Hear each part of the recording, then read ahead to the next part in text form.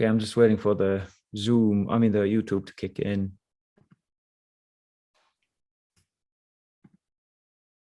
Okay. So the first question is from Abhay Krishna. He couldn't be on a call today, but he sent me a question. It's rather long, so I'm just going to read the whole thing. So Abhay says, my question is around how do we properly conceive the difference in personhood between Krishna and Mahaprabhu?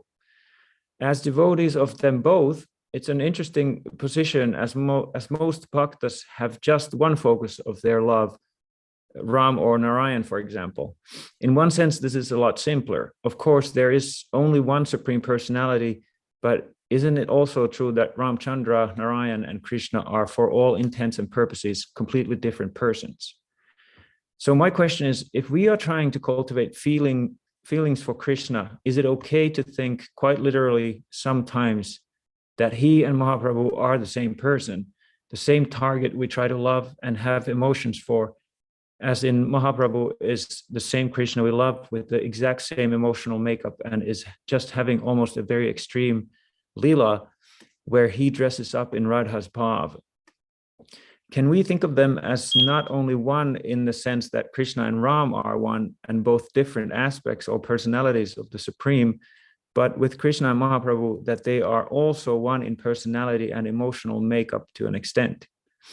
You use the example often of the diamond with many facets and angles to choose which part of the personality of God we will love. So another way to put this question is, do Krishna and Mahaprabhu make up and share one surface of the diamond we can put single-minded focus on? Or do we need to shift the diamond between the two surfaces like one would between Narayan and Ram, for example? Two personalities, two different angles, which could be okay too. But if it's interesting because I think most other bhaktas only have the one side of the diamond they choose to focus on. I think because Krishna and Mahaprabhu are going through the same extreme emotions only via different angles, that it makes them uniquely more the same and one person in a closer, more dynamic sense than all other avatars and personalities of Godhead. I eagerly await your clarification. Good question. There's a famous instance in Gaur Leela in which Advaita Acharya boldly offers his respects to Chaitanya Mahaprabhu. Namo Brahmanya Devaya Go Brahmana Hitaya Cha Jagatitaya Krishnaya Govindaya Namo Namaha. So this is obviously a famous prayer to Krishna. Namo Brahmanya Devaya, who's dear to the Brahmins, the cows, and so forth. But he's offering it to Chaitanya Mahaprabhu. So there is a difference, yes, between Ram, Chandra, for example, and Krishna, and the way that there is a difference between Chaitanya Mahaprabhu and Krishna. So it's insightful of you to think about it along those lines. If we look carefully at Chaitanya Mahaprabhu, very closely, we'll see Krishna. If you look very closely at Ramachandra, it will be difficult to see Krishna there. But if you look very carefully at Chaitanya Mahaprabhu, you'll start to see Krishna. He's all about Krishna. He is Krishna Chaitanya. He is the consciousness Chaitanya of Krishna. Ram is not in Krishna consciousness, Ramachandra, but Chaitanya Mahaprabhu is fully in Krishna consciousness. So if we look closely at Chaitanya Mahaprabhu, we'll see Krishna. If we look even closer, what will we see? Well, we'll see Radha. So Radha, Mahabhav, Rasaraj, Dui Ek Rupa. These two, Rasaraj and Mahabhav, the object of love and the love itself personified in the fullest measure. These two, Dui Ek Rup, coming in one form. That is Chaitanya Mahaprabhu. So Chaitanya Mahaprabhu, that's why sometimes I like to refer to him as Gaur Krishna. There's Krishna and there's Gaur Krishna. We don't say there's Krishna and there's Gaur Ramachandra, Gaur Nrsinga, or Krishna Nrsinga, Krishna Matsya. So there is a difference in the difference between Krishna and Nrsimha and Krishna and Chaitanya Mahaprabhu. The latter are one, and it actually Chaitanya Mahaprabhu is entirely Krishna in a particular moment, if you will, in Krishna's Leela, and that is the moment that constitutes the acme and the zenith of Krishna Leela. As deep as you can go into Krishna Leela, there you will find the genesis of Chaitanya Mahaprabhu, and that, of course, is in the Rasa Leela. So the whole Bhagavatam builds up to the 10th canto, right? It's speaking about related subjects that are sheltered in an effort to help us understand the shelter-giving subject, which is Krishna.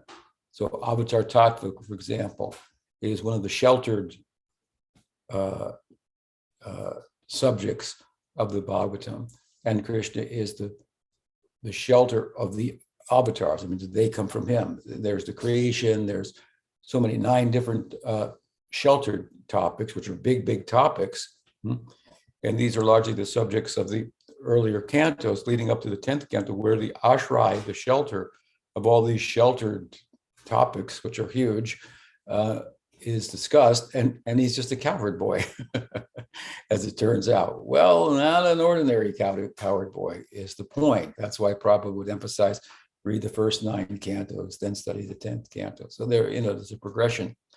And there, when we hit the 10th canto, of course, then there is a build-up from the birth of Krishna up to his Kumar Leela, his Poganda Leela, his childhood, his boyhood, and his ultimately his adolescence, in which he consummates his relationship with the gopis in the midst of the Rasa Leela. So this is the high point, and then after that, the text is reflecting back on that. Properly understood, the Mathura Leela, the Dwarka Leela, if we look carefully at them, they're reflecting back on the virtues of the Braja Leela, where in his absence, apparent absence, their love is shining out more brilliantly. So in that Rasa Leela, then there's a point, of course, in which Krishna disappears from the gopis with Radha, then he disappears from Radha as well, then he reappears in the midst of their kirtan along the banks of the Jamuna. And sheepishly, he shows his face, and they have a discussion in which they challenge him and ask him, what kind of lover are you anyway? And ultimately, he explains that, I disappeared to see the measure of your love, because when one has something valuable and loses it, then their love increases. But seeing the increase in the measure, the extent of your love and Radha's love amongst them in particular, Krishna is bewildered, right? Because he's Rasaraj, but he knows that the extent to which they are experiencing, Radha is experiencing aesthetic rapture, exceeds that of his own experience of rasa. So it's a kind of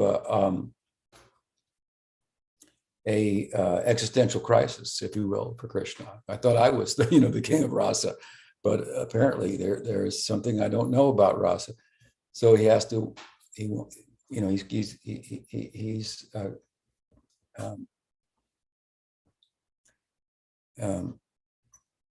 very, I'm going to say,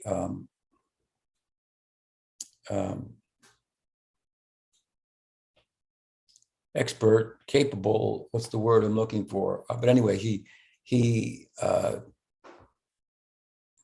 comes up with the means to taste that, which of course is relative to his nature. He's a thief, so he steals. He wants to steal the bhav of Radha. And anyway, at that point, he makes a statement to Radha and the gopis that your love for me is such that I could not reciprocate in kind, even if it took a day of Brahma to do so.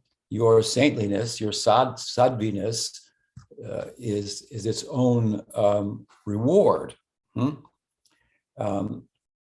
And in that verse, if we look carefully at it, we can see through the grammar and the insights of our acharyas, Sanatana Goswami in particular, but more or less Krishna is saying that the way I can repay you is to become a sadhu like you, and once in the day of Brahma, to appear in the world and make devotees for you, recruit. So obviously this is Chaitanya Mahaprabhu, right? So if we look very carefully at Krishna Lila in the depths, esoteric depths of Krishna Lila, we find Chaitanya Mahaprabhu, the genesis of Chaitanya Mahaprabhu. And there unfolds then the same Lila, but extended in a way that facilitates Krishna's experiencing Radha's love for him from his vantage point. And that's what we call Gaur Lila. Therefore, Rupa Goswami or Jiva Goswami says that that inside of the hexagon, well, the square, really, there's a square in which there's a hexagon, right? That square, this is kind of geometric, if you will, sacred geographical description of Goloka. It's rather abstract, but to draw the yantra, it's a square, and the square is called Sweta Dweep. And inside the square, where there's a hexagon, there's 6 different sections that correspond with the different syllables, the different words, I should say, of the 18-syllable Gopal mantra, and the Kama Bij is in the center, and so forth and so on. That's the sonic, it's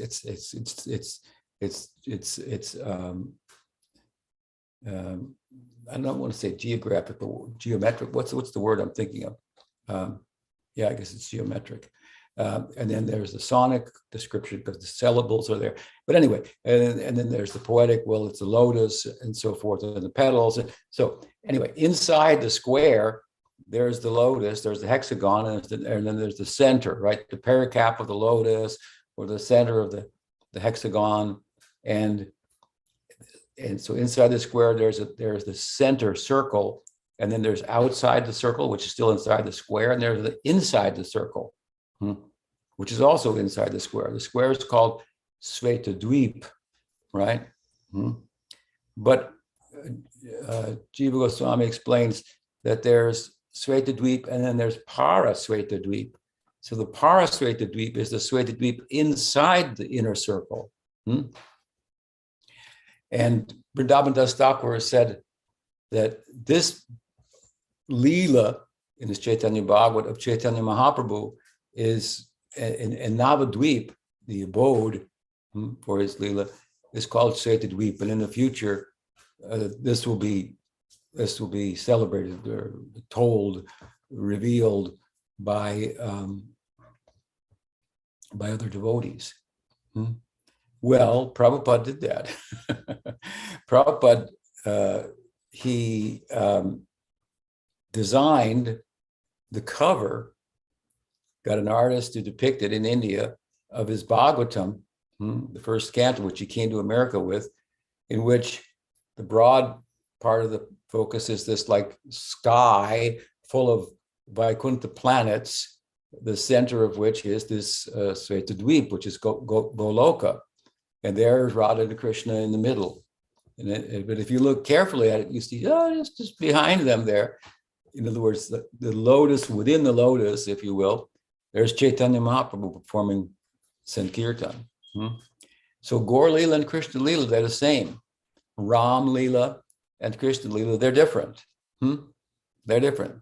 You cannot separate Chaitanya Mahaprabhu's Lila from Krishna Lila. If you look at Chaitanya Mahaprabhu carefully, as I said, you'll see Krishna. And if you look more carefully, you'll see Radha. And suddenly you'll find yourself in Krishna Lila, right? This is what happened to Ramananda Roy. So So yes, Chaitanya Mahaprabhu is Krishna in a particular mood within Krishna Lila. So just like we think of Krishna Lila and his different moods at different times within Krishna Lila, well, this is Krishna Lila, and the extension of it. It's kind of like a reverse jacket. You have a jacket. It's got gold cuffs, gold collar, and black sleeves, and a black body. And you turn it inside out, and it's got black cuffs and a black collar, and a golden body and golden sleeves. Well, that is Krishna Lila is like that. It's reversible, and the object of love, Krishna, becomes the abode of love, and he's worshiping in the mood of Radha himself, right? So it's peculiar. It's a little bewildering, and look at the contrast. The contrast is extraordinary. Krishna playing the flute. And at least in his Madhya Lila, Chaitanya Mahaprabhu was a sannyasi. The opposite. One is the enjoyer, and the opposite is the ascetic. But just see what the Goswamis have done to put that together, to identify this mendicant, Chaitanya Mahaprabhu, Pandit, Nimai Pandit, Bhakta, mendicant, with Krishna himself. It's quite insightful, and drawing, as they have from so many scriptures, to make this case, to point it out, and so on and so forth. So, yes, of course, that said, we have to be careful in one respect, that when we say that Chaitanya Mahaprabhu is Krishna himself, and well, if he's Krishna himself, then if Krishna's fullest expression of love is the Rasa Lila with the gopis, then we should become maid servants of Chaitanya Mahaprabhu, and have gopi bhav in relation to Chaitanya Mahaprabhu. But the problem with this, of course, is that Chaitanya Mahaprabhu is trying to enter into gopi bhav himself. Are we going to try to take him out? So you have to, Krishna Vrindavan Das Thakur says very loudly in Chaitanya Bhagavat, we have to worship Bhagwan, Krishna, relative to the mood that he's in. So he is Krishna, Rasaraj, but he's in a particular mood in which he's searching after the bhav of Radha. So we should honor the mood that he's in and worship him accordingly. Therefore, the Nagar bhav, which is a thing of Bengal, is not something taught by the Goswamis. And we serve Chaitanya Mahaprabhu. Yes, he's Rasaraj, but we don't serve him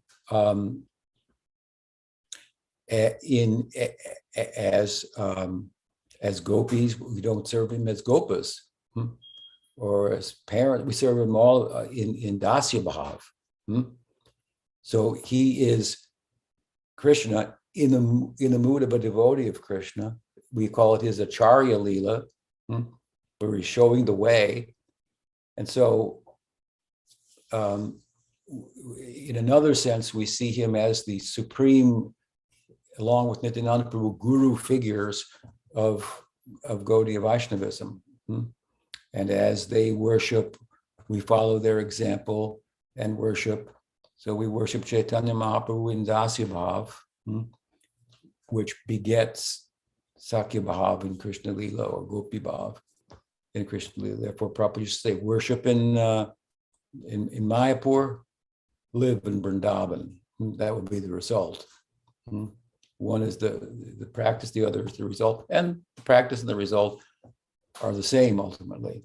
So I hope that helps. It's a very theologically complex subject, not one that any of you are unfamiliar with, but the question is good and it's worth some extended discussion. Shri Gaur Krishna Ki Jai. Okay, the next question is from Krishna Kanaya from Berlin. She says, Pranam, dear Guru Maharaj. Understanding that Sanskrit is our actual mother tongue, are other languages ungodly? Or was the evolution of different languages Krishna's will? Is there a Vedic version of the Tower of Babel story? Thank you so much. Just a quick reminder that the Tower of Babel idea from the Bible is that all nations had one language, and then they came together and they started this city and built this tower. And then God, I guess he got angry about the tower or something, and then he dispersed all people and gave them different languages so that they couldn't understand each other. I'm not familiar with that story. I don't know of any parallel in Hinduism or Gaudiya Vaishnavism. But Sanskrit is thought to be the language of the devas. It's a celestial language. It's in that sense, it's not a spiritual language. But being a celestial language, then arguably it has the power to convey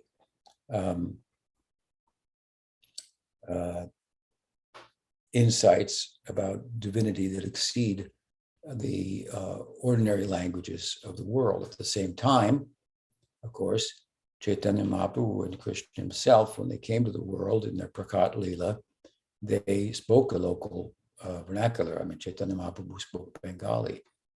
Krishna spoke Brajbas, I guess, the language of Braj at the time.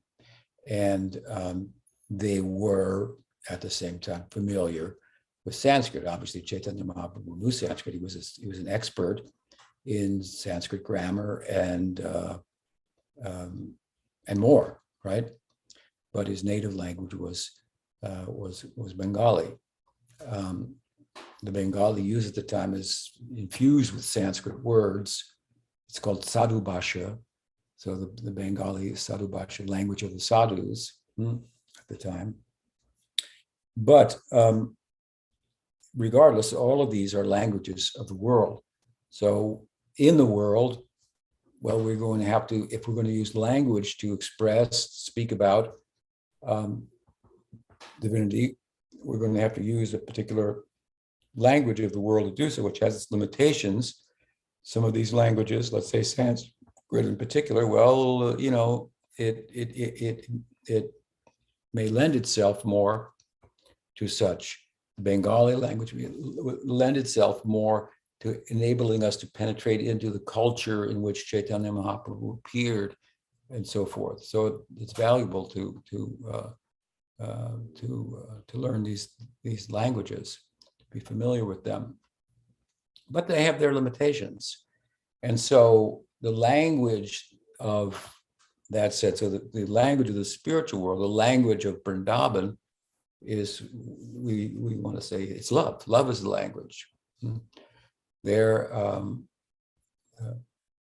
bhava is fueling everything. So it's a very different world, if you will. There's a likeness and a similarity, and as much as there would be and a reflection of oneself, a similarity to oneself, but there's a huge difference at the same time between the reflection of oneself on the water or in the mirror and oneself, right?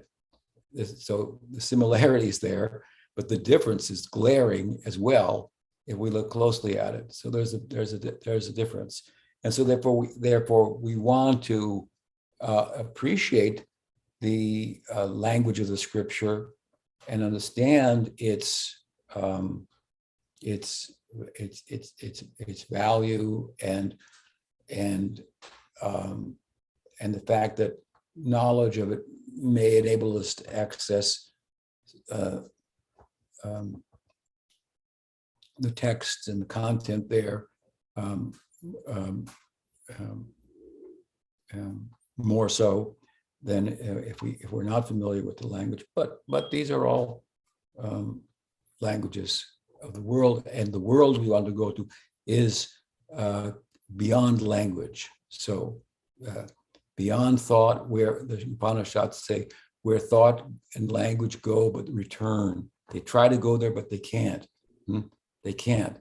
So therefore, I say the language is the language there is a language of love. Now we can say Spanish is the language of love, as they do. I think Prabhupada said that, or Bengali is very similar in its very feeling, very romantic, if you will. That's true. But here we're talking about romantic love in the world, which in one sense is the antithesis of spiritual life, even though there's a similarity and so forth. So they're beautiful languages, but at the same time, the love we're talking about, the language of love, this is bhava, and we can't put it into words, right? We can try to. Rupa Goswami tried to talk about bhava and did, and those are empowered words, but they don't do justice to what the experience is. So, but in love, there are no questions. And no answers to be had. Love is the end of knowing, right? It's the end of knowing. When Krishna says in the beginning of the Gita, he's going to teach the Raja Vidya, the highest knowledge. What does he end up saying? Manmana bhava madbhakto madhyaji mama namaskuru. Just love me. That's all. Think about me. Love me. These are the ways. Pay your pranam, and so on and so forth. So. There's a nice song from my youth. I wanted to say I love you, but the words got in the way. So our ideal sadhana bhakti has a goal. The goal of sadhana bhakti is bhava bhakti. Sadhana bhakti is for preparing the heart and the chitta in such a way that bhava will manifest. The Krishna Swarup Shakti will manifest. It will arise. And so, as I also say, the center of Chaitanya Charitamrita, of course, is the Madhya Lila. Madhya Lila is teaching. The Adi Lila is the goal. Adi Lila is the result of the Madhya Lila that corresponds with the goal in an esoteric sense. Krishna Chaitanya became a private person by the way in which he conducted himself publicly in Nam Sankirtan, Prem Nam Sankirtan, Prem Sankirtan. So that ultimately silenced him, right? And internally, then he was experiencing Vrindavan. So what could be said about it? You try to draw maybe from Vidyapati Jayadev some verses about love and separation, understand them in the context of Krishna consciousness and so forth. So there's the language of silence, sound of silence, right? Something like that.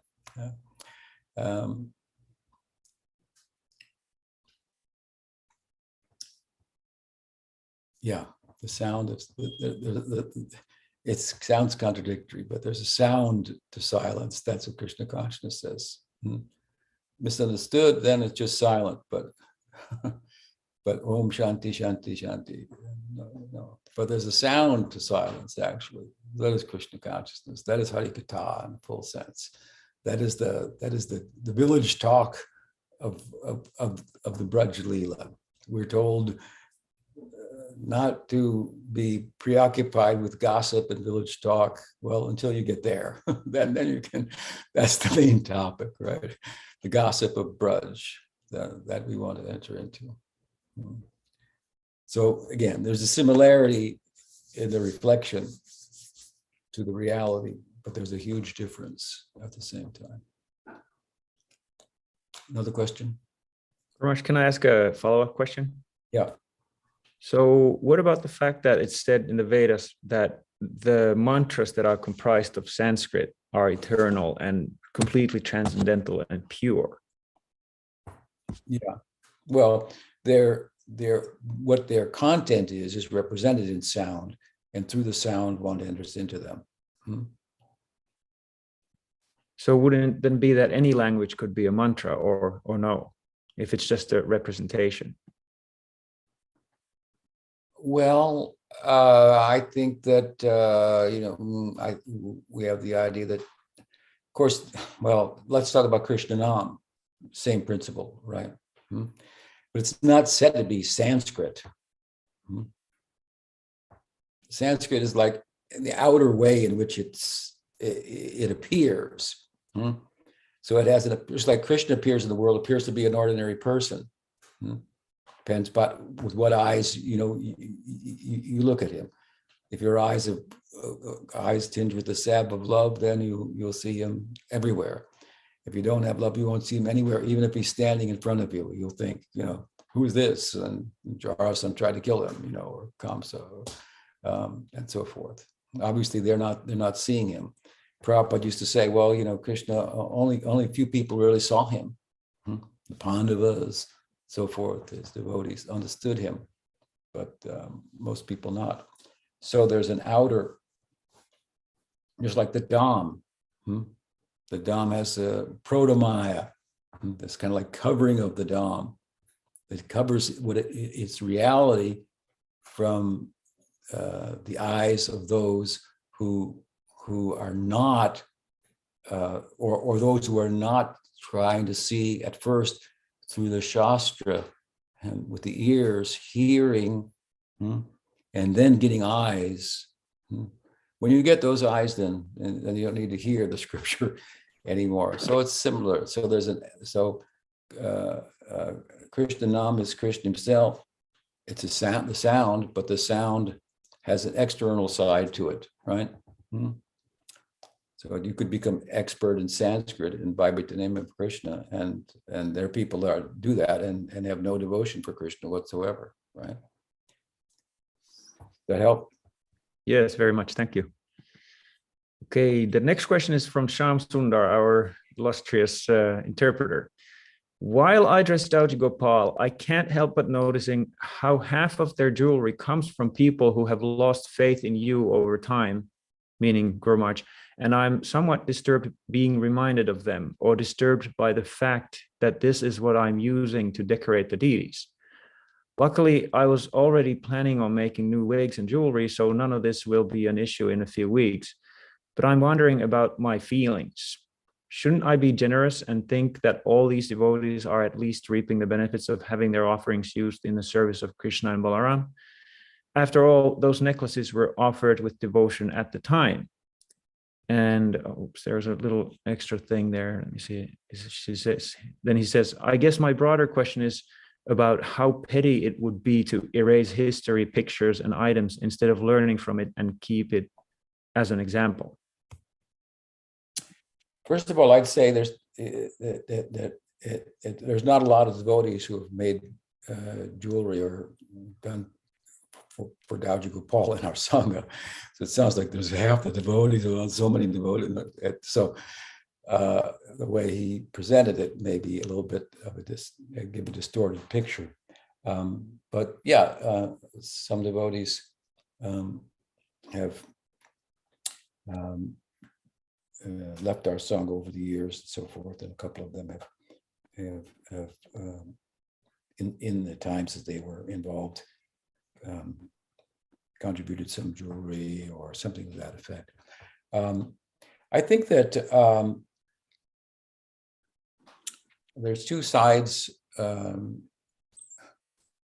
the love in Krishna consciousness. There's universal compassion on the one hand, and then there is bhakti rasa on the other. And I saw someone gave a title at the Bhagavatam to a class the other day. The Bhagavatam teaches that love is unending forgiveness, something like that. Well, I'm not sure that that's a very comprehensive understanding of the nature of love as it's presented in the Bhagavatam, which is, when we come to Bhakti Rasa, ultimately human-like. It's human-like. Now, surely we pass through universal compassion to come to Bhakti Rasa. That's a fact. But we shouldn't let worldly compassion in our perspective take precedence over Bhakti Rasa, which sometimes shows itself in a way that looks unlike universal compassion. Why was Chaitanya Mahaprabhu upset with any number of them? The one I'm thinking of, Chota Haridas. Why didn't he show universal compassion to Chota Haridas? Why was he upset with him? There are many. And why was he upset with Jagai and Madai, and Nityananda Prabhu wasn't? Of course, in that instance, Nityananda Prabhu wasn't because it was he who was offended, himself that was offended. But Chaitanya Mahaprabhu was upset because Nityananda Prabhu was offended. He was very angry. And so I'm speaking about the fact that in Bhakti Rasa, the love is human-like. It's just common human psychology. Let's say you have a wife, or as a wife you have a husband, or as a wife and husband you have children, and somebody attacks your children, attacks your wife, vilifies your husband, publicly, and so on and so forth. Are you going to feel, oh, we should be compassionate towards him, and so on and so forth? No, the more dear that person is to you, just be practical. You think of yourself. If today, you men out there who are married, if your wife was raped by somebody, your first reaction would not be to be unlimited compassion for that person, right? So this is love psychology. That is love, right? Love for your wife in this instance, and love for justice, you could say, also. It's an unjust act and so forth.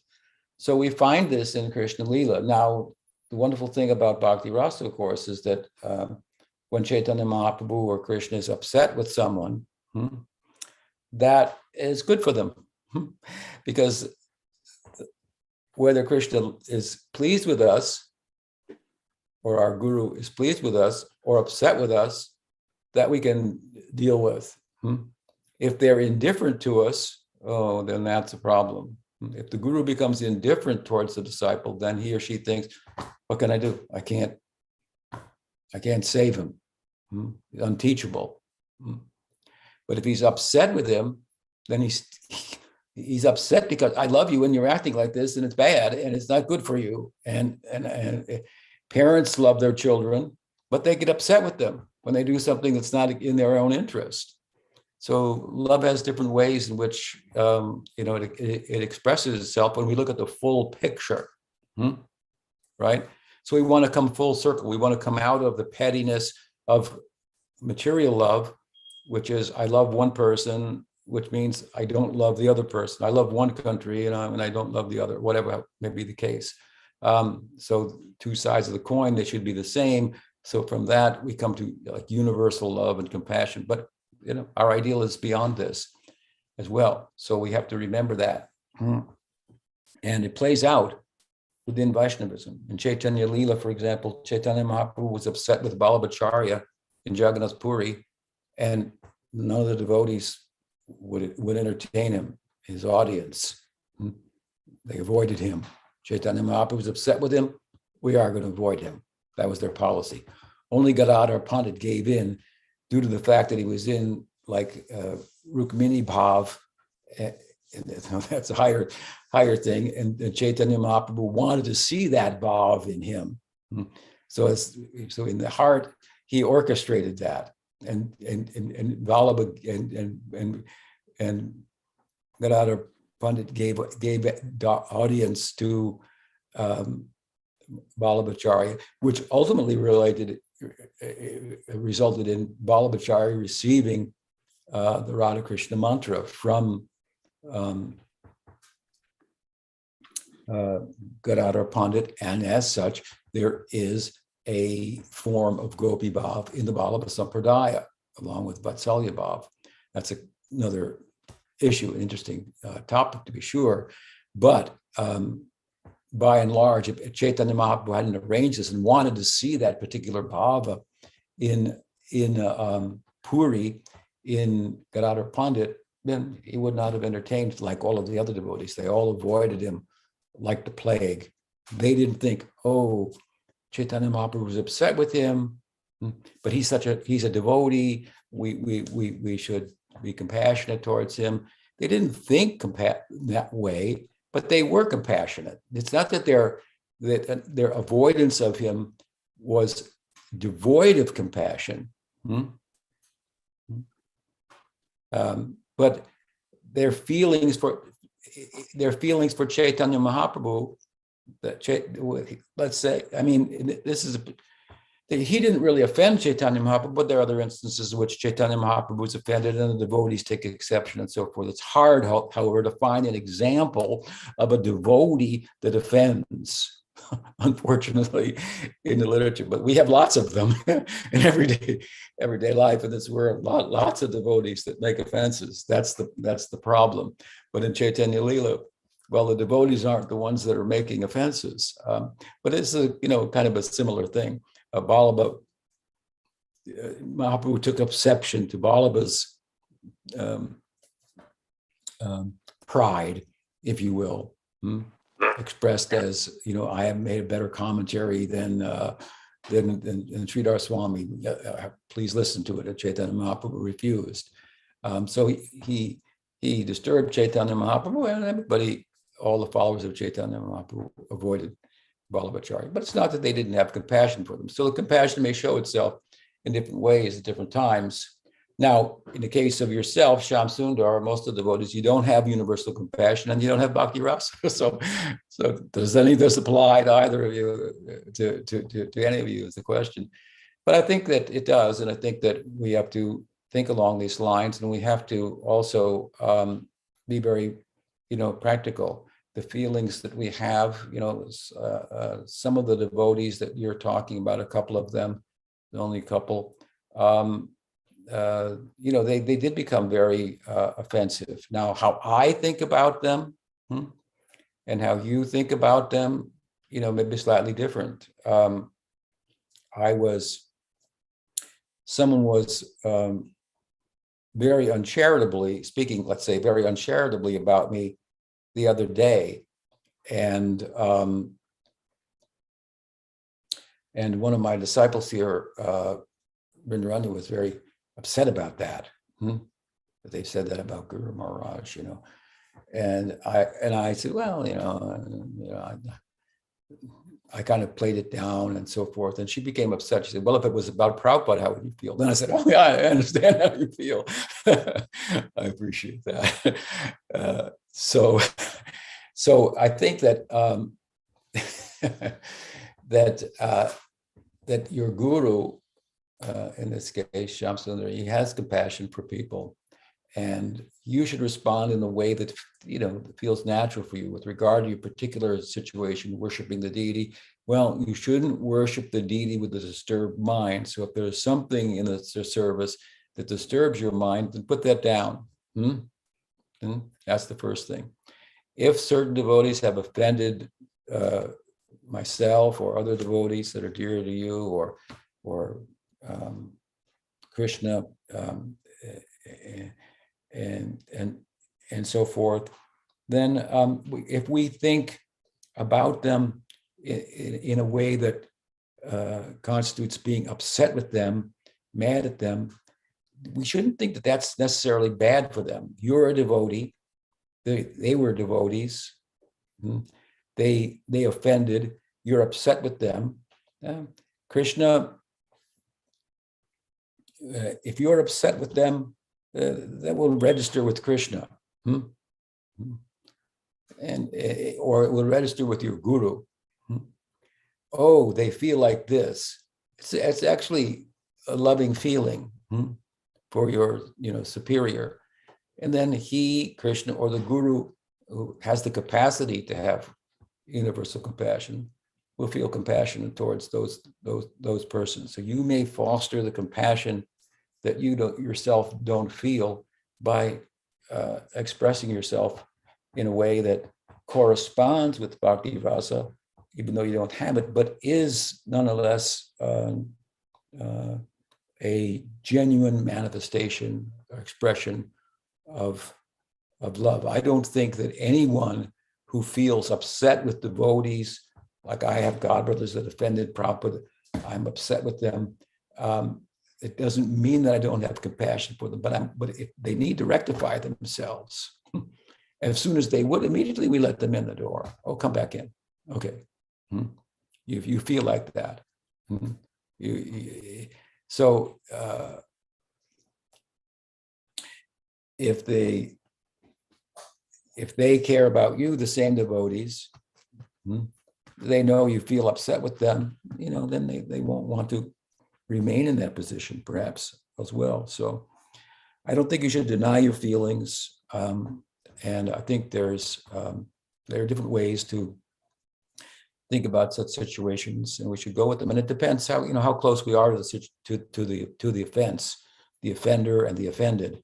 We're going to respond differently. It's easy for someone to say, "Oh, we should be compassionate," but if it was your wife, then you wouldn't be saying the same thing. So, I think that obviously, in the instance you give their devotees, like let's take Prabhupada's disciple Nitai. He basically translated the Chaitanya Charitamrita under Prabhupada's direction, but then he offended Prabhupada and left. And he said he has written and said some very offensive things about Prabhupada and Bhaktisiddhanta and Bhakti Vinod.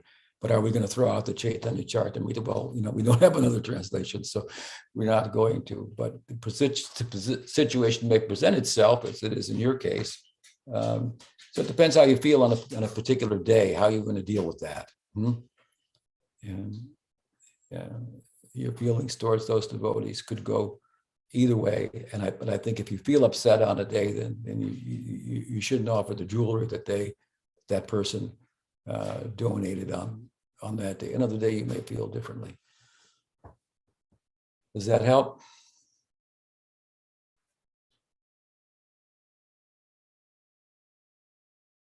Again, being upset with a devotee for having done something, made an offense, is not in and of itself contradictory to the idea that a devotee should be compassionate, any more than being upset with your children, something they have done is evidence of lack of compassion for them. It may indeed be just the opposite, the way in which compassion is expressing itself, given the particular instance and circumstance. So I don't think we want to have, on the other side of it, just this very sentimental idea of compassion that is it's not realistic. You couldn't run the world like that. Let's say, okay, he killed somebody, but anyway, we have to forgive him. Maybe he needs to be reformed and locked up so he doesn't kill somebody else. And that's not necessarily thinking like that. Lack of compassion, but it's an expression of it that is pragmatic and practical and real, and not just kind of a sentimental appearance of compassion, which, when it's fully expressed in the fullest sense, one can't function in the world. You take Vasudeva the leper, so he had leprosy and worms were living off the sores on his body and they would fall off sometimes. So we would pick them up and put them back on. I mean, you can't live in the world like that. So we can't imitate universal compassion. That's out of the world, if you will. And still, Mahaprabhu instructed him further. Well, that may be, he told him, but if the whole universe gets liberated, there's millions more of them. He gave him another way of looking at it. Mahaprabhu appreciated his compassion, but so I hope that helps.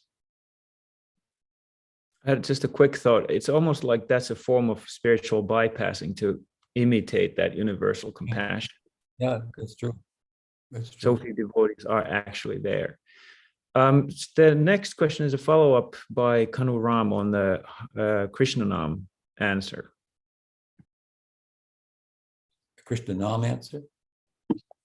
You were talking about Krishna Nam in the context of Sanskrit and mantras and stuff. So he had a follow-up on that.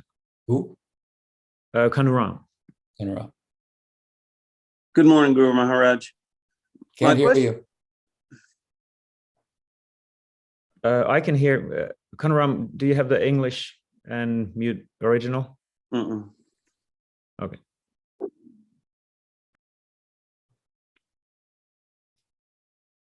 How about now?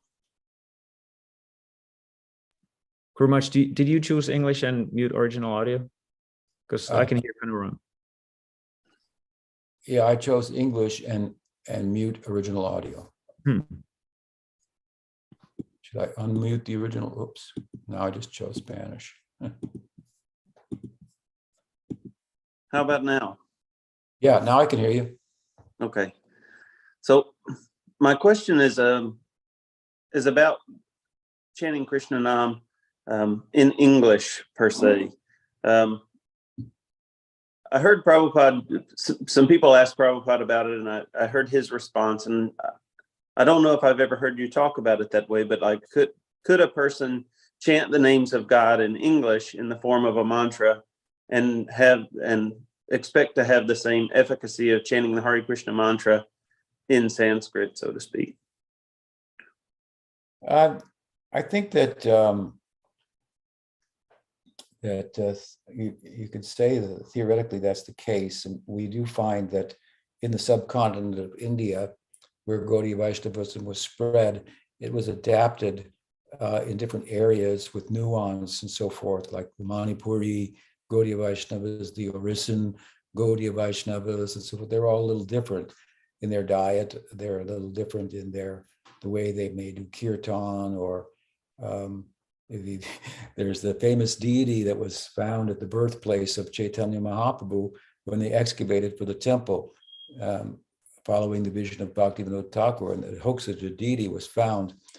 And the deity has high cheekbones and a square chin, like the people of Silet, which is close to old Assam, which is close to China, which is where Jagannath Mishra was from before moving to Mayapur. And so this was evidence to support that this was his household deity. But the cute thing, or the charming thing about it was, well, in Assam, the deities were crafted of Krishna somewhat in consideration of how people, looked in Assam, right? So that, there's something to be said for that, obviously. But at the same time, I think that, as I said earlier, there's value in the original languages which lend themselves, more in sound and syllables, letters, and whatnot. And were originally empowered, the language in which the empowered feelings appeared, and so on and so forth. But Krishna, one of his qualities is he speaks all languages, right? I heard him speak English, and you wouldn't know that he spoke English. I don't know if it even existed at the time of Krishna, but it does now. And so he didn't speak to me in Sanskrit. And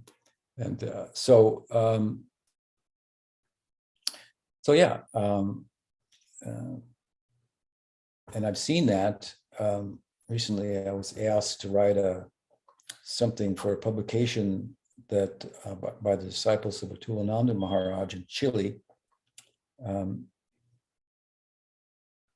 where they're publishing a book of his poetic Spanish renderings of songs of Bhakti Vinod and Narottam Thakur and so forth. And so I wrote a nice kind of introduction to that,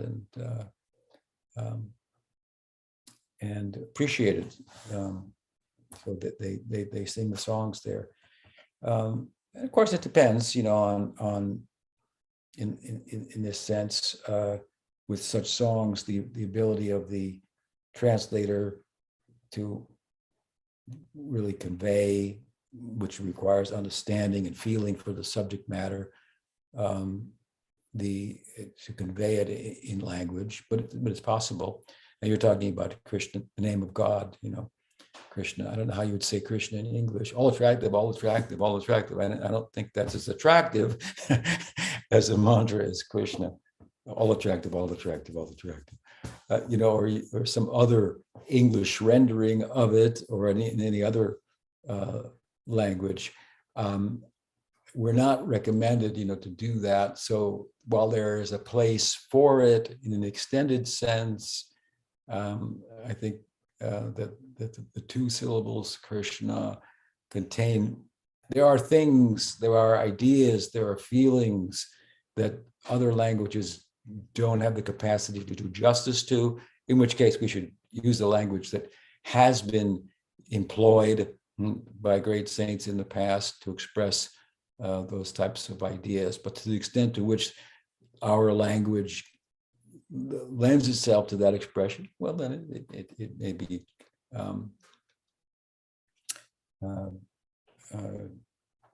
translatable and useful. I mean, there's two sides to it. The one side is to bring people into it, right? That's why it's said, well, if you're a Sudra, you should have a Sudra guru. If you're a Chatra, you should have a Chatra guru. If you're from Chile, you should have a guru from Chile. If you're from Bulgaria, then you should have a Bulgarian guru.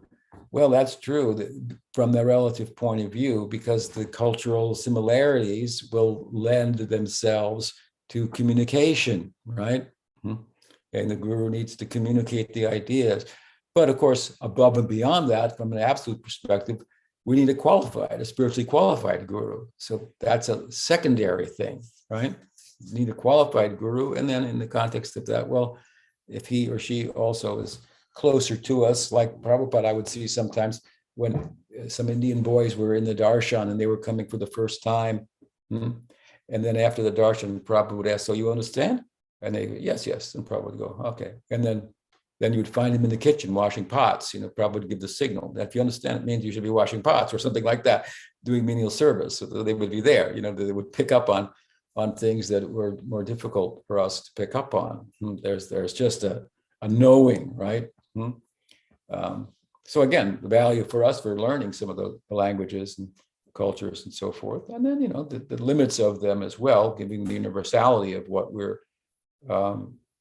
speaking about. It's not an Indian thing. It's something about it's for all jivas, right? Does that help? Yes. Okay. Yeah. Thank you. Good. Krishna, Krishna, Krishna, Krishna, Krishna, Krishna. Hey. Okay, well, that's, I don't know if we have more questions, but we don't have any more time. So there's one short question. Could we push it in? Yeah, at your request. Very good. So this is from Dayal Nitai from Bulgaria. He couldn't be here because of work, but he wanted to ask you, Pranam Guru Maharaj, I would like to ask how a Grihastha devotee at the stage of nistha looks like in our contemporary context. How does he think? How does he feel? How does he behave? Also, what anarthas he could still be struggling with? Well, I don't think that the anarthas that a Grihastha could be struggling with in nistha would be necessarily different than those of a monk or a brahmachari, given that in nistha, the primary obstacles or anarthas are overcome. So it's a stage in which surpasses anartha nivritti. There's anishta bhajana kriya and nishta bhajana kriya. I guess that's another way of talking about it. So when your bhajana kriya, your activities of bhajana practice are anishta, unsteady, the reason is because of anarthas. When the practice becomes steady and fixed, the reason is because of the absence of anarthas. Now, Vishwanath Chakravarti Thakur has talked about the extent to which anarthas will be removed at nishta, the extent to which they'll be removed at asakti, the extent to which they'll be removed in bhava, and so forth. But the primary obstacles in terms of anarthas are removed. And so there shouldn't be much difference in that regard between a grihastha and a monk. But how should a monk, or how should a grihastha in the stage of nishta conduct himself? Well, a grihastha who's in nishta will know by nishta itself how to conduct oneself, but they will conduct themselves differently than a monk because the situation is entirely different. Obviously, in the discourse of Baladev Vidyabhushana, he posits the idea of three types of devotees: sanishta, Parinishta, and nirapeksha. So the parinishta is a devotee who is a householder, who is parinishta, fixed in the ideal. So you could say he's in the stage of nishta. And in the context of his or her married household life, well, there are duties and obligations that arise that won't arise for a monk who doesn't have children, doesn't have a household to take care of. He has to go out and beg, in order to live, so he has to do something. But the grihastha has some to be gainfully employed, and requires a little bit more than just basic sustenance for himself. He has to sustain the children, and and that requires a house, and it becomes more complicated in the modern society largely. But that said, the parinishta devotee is, in Baladev's perspective, one who follows the social norms of the time, which would be the varnashram system, and all of those social norms and social obligations, social religious obligations, he adheres to, and so forth, even knowing that they don't enhance his bhakti, or the foregoing them won't negatively affect his bhakti. He or she understands this, but for the sake of living in the society and being thought of as an upright person in the eyes of others, he or she follows the varnashram system without attachment to it, and sets an example as an ideal person, which then becomes attractive to common people who don't have shraddha in bhakti, and by extension of their attraction to you, then a teachable moment may be created, and they may become devotees as well. So Prabhupada taught a similar thing to his disciples, that they should be ideal citizens in the world. And given that they have to have some livelihood, they should, be the best in their field, something like that. So they can put some passion into whatever is their means of livelihood, and stand out amongst others in the same field, and thereby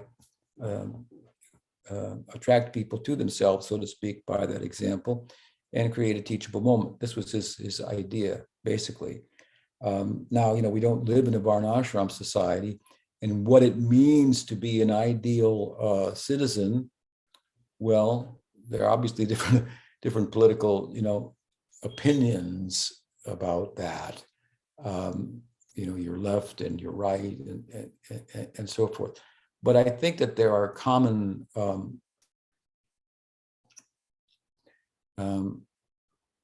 there's a lot of common ground that you can't really disagree with in terms of what it means to be an ideal person. You could take the example of a Jesus and love your neighbor like yourself, be compassionate. Without, and you take from both sides, I suppose, that the conservative and the liberal perspective are in each in need of some balance, and so you find that middle road and live as an ideal citizen, and with the sense, as I've said before, that as a grihasta, I